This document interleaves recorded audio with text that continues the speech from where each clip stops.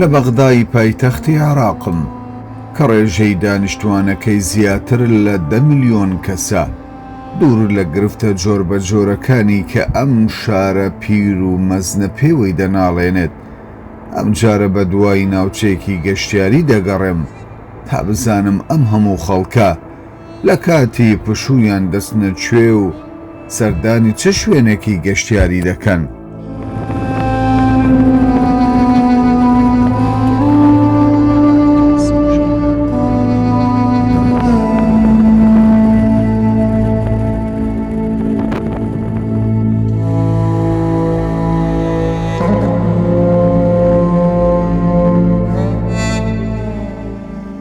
لە ساڵەکانی هەشتا زۆرینەی خەڵکی بەغدا و ڕوومادی و فەلوجە ناوچەی گەشتیاری حەبانیەیان بەسەر دەکردەوە. خۆشترین ساتەکانی ژیانی خێزانیان تێدا بەسەر دەبرد. ویستم بزانم دۆخی ئەو ناوچە گەشتیاریە گرینگە لە ئێستادا چۆنە کە لە قۆناغێکدا بە گرنگترین ناوچەی گەشتیاری لە عێراق و ڕۆژهەڵاتی ناوەڕاست هەژمار دەکرا.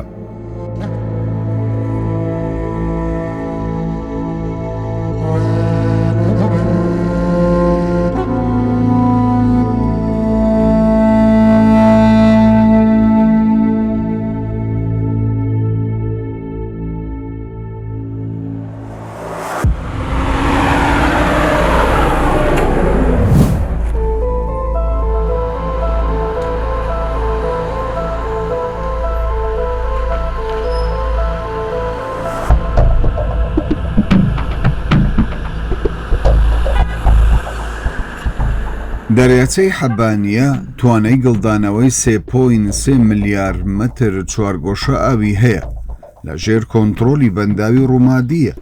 لە کاتی پڕبوونیشی ئاوە زیادەکە دەچێتە دەریاچەی ڕەزازەوە کە لە باشووری حەبانیەدایە. توانای گڵدانەوەی 26 ملیار مەتر چوارگۆشە ئاوی هەیە.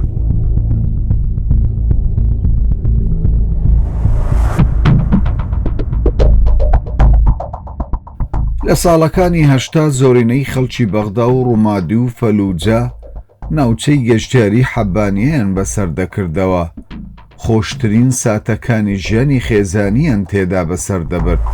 ویستم بزانم دۆخی ئەو ناوچە گەشتیاریە گرینگە لە ئێستادا چۆنە کە لە قۆناغێکدا بە گرنگترین ناوچەی گەشتیاری لە عێراق و ڕۆژهەڵاتی ناوەڕاست هەژمار دەکرا.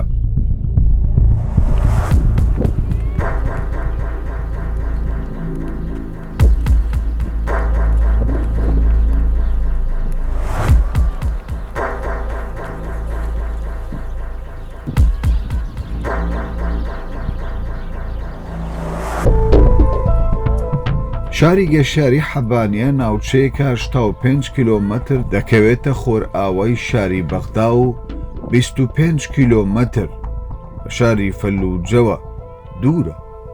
لە ڕووی ئیداریەوە سەر بە پارێزگای ئەمبارە، دۆڵێکە بە پانتایی 2666 دۆن و ساڵی 1956 دەریاچەی حەبانیان لێ دروست کرد بە مەبەستی گڵدانەوە و هەڵگرتنی ئاوی فورات.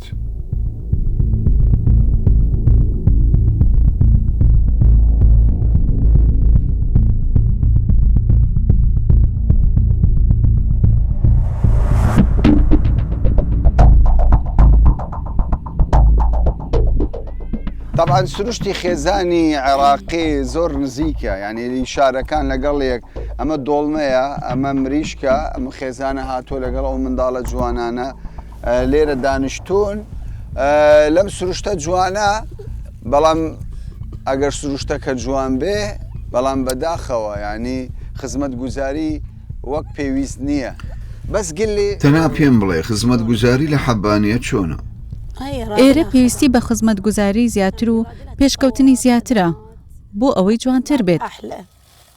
واتە خزمەت گوزاری نییە؟ نەخێر خزمەت گوزاری نییە، خۆی لە خۆیدا خۆشە، بەڵام خزمەت گوزاری لێ نییە. بەڵام هیچ گەشتیارێک نابینم کە بێتێرە. هەروەها پاک و خاوێنیش لە ئاستی پێویستدان نییە.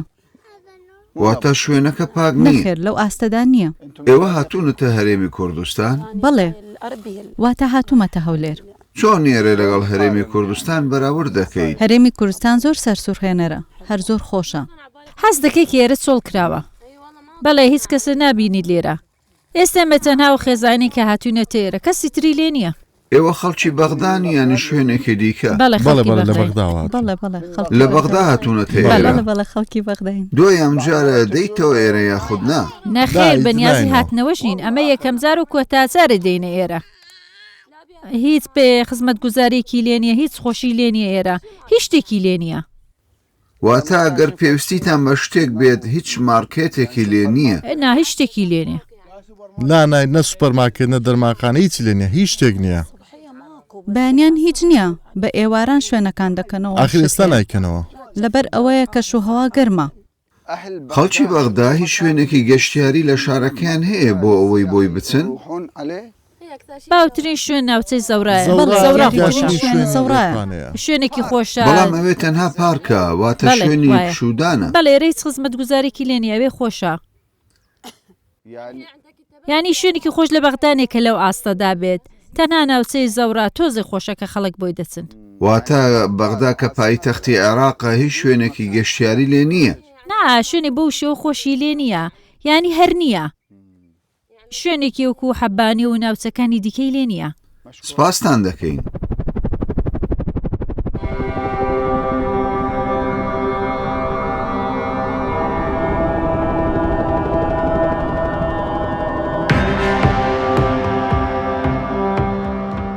شاری گەشتیاری حەبانیە لە ساڵی 1970 وەک گەورەترین شاری گەشتیاری لە ڕۆژهەڵاتی ناوەڕاست کرایەوە. بۆ ماوەی ساڵێک کۆمپانیایەکی فەڕەنسی سەرپەرشتی شاری گەشتیاری حەبانیەی دەکرد. دواتر چەندین کۆمپانیای دیکەی بیانی بەشداریان لە سەرپەرشتیکردنی ئەو شارە گەشتیاریە کردووە.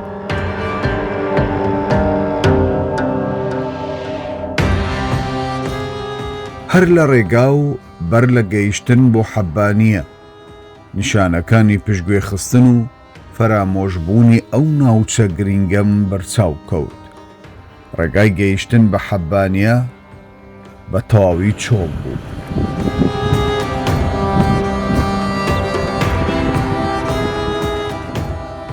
حەبانیە لە ناوچەیەکی گەشتیاریەوە بۆتە ناوچەیەکی چۆڵکراوی بێخزمەت گوزاری و ژیانی ڕاستەقینەی تێدا نابیندرێت.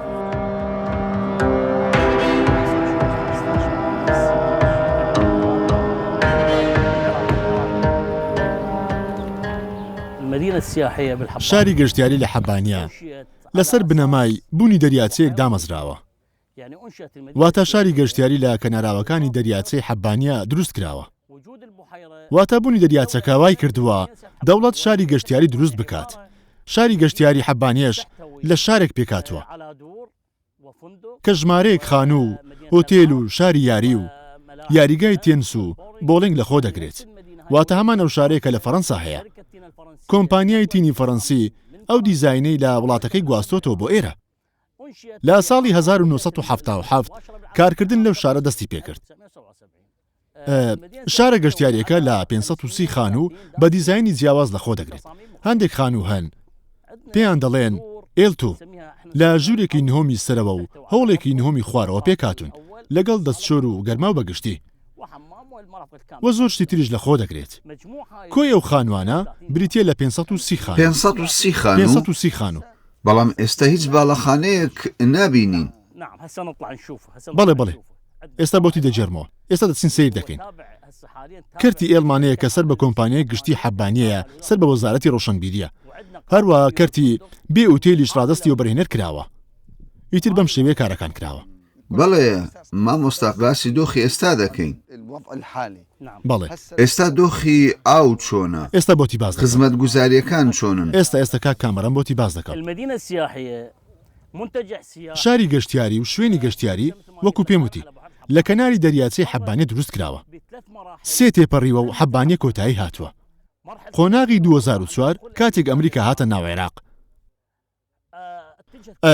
هەموو خێزانەکان گویان لە ناوچەیە کرد و ئێرەیان بە پەناگەیەک بۆ خۆیان زانی زیانیان بە هەموو ژێرخانەکەی ئێرە گەیاند لە ساڵی 2004 زیانیان بە خانوەکان گەیاند لە قۆناغی دووەمدا کە پێی دەگوترێت بابەتی مەزهەبی و هیوادارم خوددا نەمانگەڕێنێتەوە بۆ ئەو سەردەما بەڕاستی سەردەمێکی ناخۆش بوو خەڵکی شاری حەبانیە ئاوارەی شاری گەشتیاری حەبانیە بوون لە سەردەمی داعشیش دیسان خەڵک ئاوارەی شاری گەشتیاری بوون کە دەکەوێتە ناوچەیەکی ئارام لە ناوچەیەکی کراوە بیابان ئاسایشەکەی لە ڕووی سەربازی و ئەمنیەوە سەقامگیر بوو ئەو سێ قۆناغە زیانی زۆریان بە شاری گەشتیاری حەبانیە گەیاند هەر لە ژێرخانەوە بگرە تاوەکو دەگاتە خانوەکان هەڵبەتە چەندین جار داوای دەسوەردانمان لە دەوڵەتیش کردووە بۆ مەبەستی قەرەبووکردنەوە بەڵام شاری گەشتیاری حەبانیە قەرەبوو نەکراوەتەوە بە هیچ شێوەیەک بەڵام وەزارەتی ڕۆشنبیری هاوکاری خۆی بۆ نۆژەنکردنەوە گەڕاندەوە و وتی دۆخەکە وەکو پێشتر لێ دەکەینەوە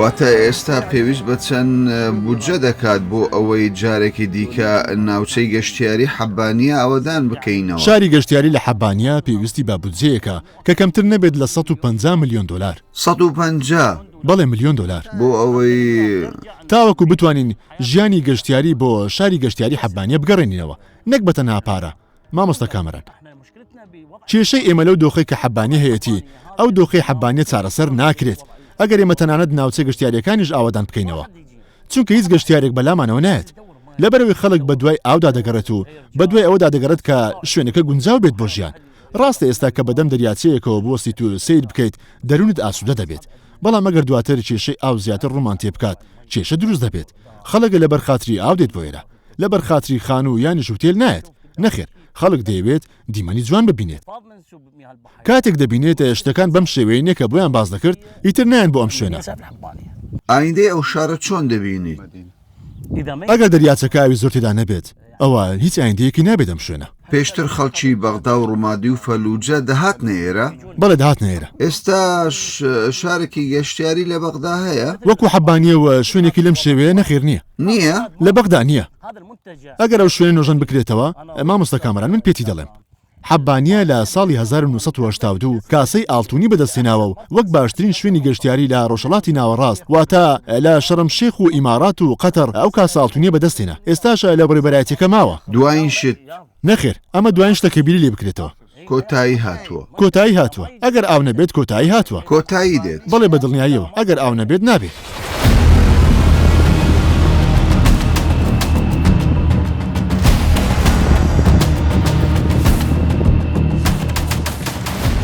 ئەو شوێنی کە ئێستا من بە ئۆتۆمبیل پێیدا تێپەڕ دەبم ئەوە لە ڕابردوو ناوەڕاستی دەریاچەی حەبانیە بوو ینی ئاوەکی زۆر خەڵکێکی زۆر لێرە مەلەوانی دەکرد بەس ئێستا خۆم و تیمەکەم و ئۆتۆمبیلەکەم بەهۆی نەبوونی ئاو لەناو ئەم ڕێگا سەخت و دژوارە دەڕۆین بۆ ڕۆخت دەریاچەی حەبانیە کە دەگوترێت ئاوەکەی بە کەلک هیچ شتێک نایەت بۆ مرۆڤ.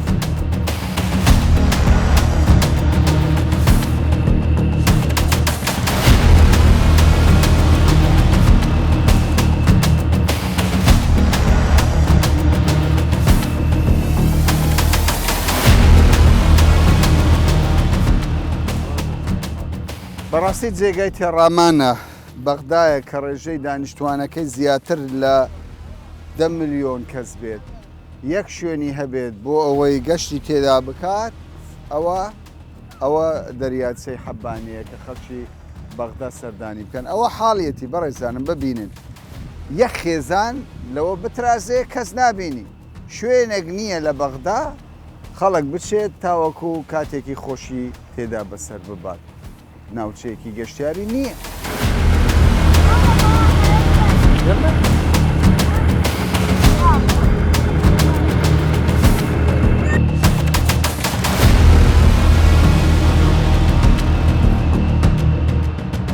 لێرە ئێرە لە بەغدا و لە حەبانیە و ناوچە گەشتاریەکان لە هەر شتێک دەپرسی بپرسە، بەڵام باسی خزمەت گوزاری مەکە. ئەمە حاڵی خزمەت گوزاریە و هەموو زبڵ و خاشاکە تێکەڵ بووە لەگەڵ ئاو، تێکەڵ بووە لەگەڵ ژینگەی ناوچە گەشتاریەکان.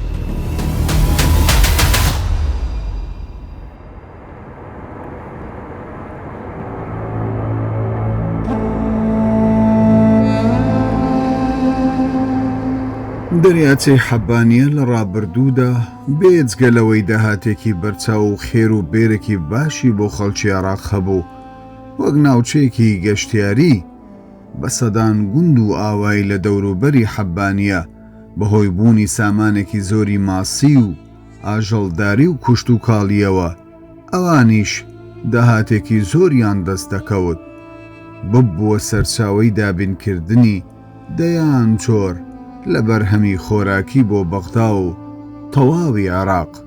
بەڵام وەک دانیشتوانی گوندی عەنگور باسییان لێوە دەکرد، دۆخی ئێستایان زۆر خراپە بەهۆی نەبوونی خزمەتگوزاری و نەبوونی پلانی حکوومەت بۆ دەستگرتن و ئاوەدانکردنەوەی ناوچەکەیان.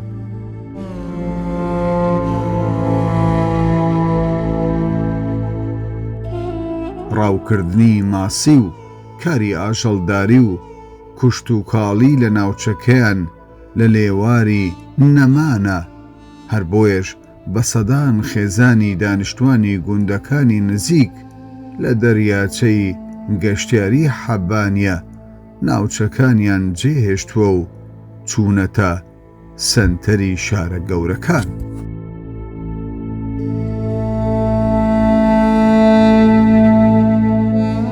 مستەفای برا، ئێستا جەماعەت خەریکی ڕاوەماسین؟ بەڵێ، پێشتر زۆرترین خەڵک لێرە سەرقاڵی ڕاوەماسی بوون، بەڵام ئێستا بەهۆی وشکە ساڵیەوە خەڵک لێرە کۆچیان کردووە، ناوچەکە خەریکە چۆڵ دەبێت. بەڵێ، ژیانی زۆربەی خەڵکی ئێرە لەسەر ڕاوەماسی بوو، قازانجی زۆری هەبوو. یعنی واتە ئێستا ئەو ئاوە خاوێنە؟ نەظیف؟ نەخێر هەرگیز پاک نییە؟ شیاو نییە. وەگوتم ژیانی زۆرترین خەڵک لێرە لەسەر ماسیگری بوو، لە کەمترین حاڵەتدا 10 تاوەکو 12 کیلۆ ماسیان ڕاو دەکرد. ئێستانا ماسیگرەکان بۆ چەند کاتژمێرێک یانیش چەند ڕۆژێک دێنە ئێرە ئەگەر بە حاڵ بتوانن 1 کیلۆ ڕاو بکەن. نە حکوومەت سەردانی ئێرە دەکات و نە هیچ کەسێک. سیر کە بەهۆی وشکە ساڵیەوە ئێرە چۆن ئاویتیان نەماوە. نەمانی ئەو کێشەیە؟ کارەساتە، هەرگیز حکوومەتیش سەردانی ئێرە ناکات، نە چاودێری هەیە، واتە زۆرترین خەڵک ئێرەیان جێهێشتووە و ڕویان لە شارەکان کردووە، دەستیان لێرە بەرداوە. وشکە ساڵی کاریگەری لەسەر ژیانی ئێوە دروست کردووە؟ وشکە ساڵی کاریگەری لەسەر ژیان و قوتی ئێمەش کردووە، سێریان بەلەمانە بکە هەمویان جێ هەڵدراون. پێشتر ئاوەکە زۆر بەرز بوو، ئەو ناوچەی هەمووی داپۆشی ئێرە بە ئەو داپۆشرا. بەڵێ تا ئێرە هاتبوو. بەڵێ ئێستا وشک بووە، بەهۆی وشکە ساڵی و خەڵکەکەی ئێرە جێشتووە.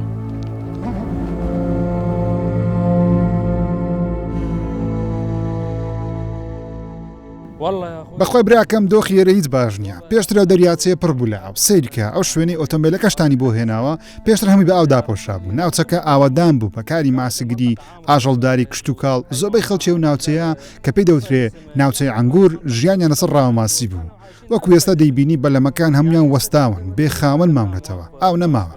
واتە چۆن بڵێ بۆتە ژینگەیەکی یەکجا مردووە، تەنیا چەند کەسێکی کەم کە ڕاماسی دەکەن بە ئێمەشەوە. واتە دەستمان لەو کارە بەردا و چیتر ڕاماسی ناکەین، چونکە قازانجی کەمە، نەماسیگری نە هیچ شتێک ماوە، هیچی نەماوە بۆی خەڵک سوودی لێ وەربگرێ. مامۆستای بەڕێز، تۆ خۆت بە چاوی خۆت دەیبینی، وەکو ئاوەکە پیسبوونی ژینگە دەبینی تەنانەت باڵندەکانیش ناتوان لەو ئاو بخۆنەوە. واتە تەنانەت ئەو ماسیانی ئێستا لەو ئاوە هەن وەکو جۆرەکانی ئەوانانی کە پێشتر دەریاچەکە هەبوون، پێشتر جۆرەها ماسی هەبوون لە گەتان بوونی، ئێستا ئەوانە نەماون، بەداخەوە لە ناوچوون.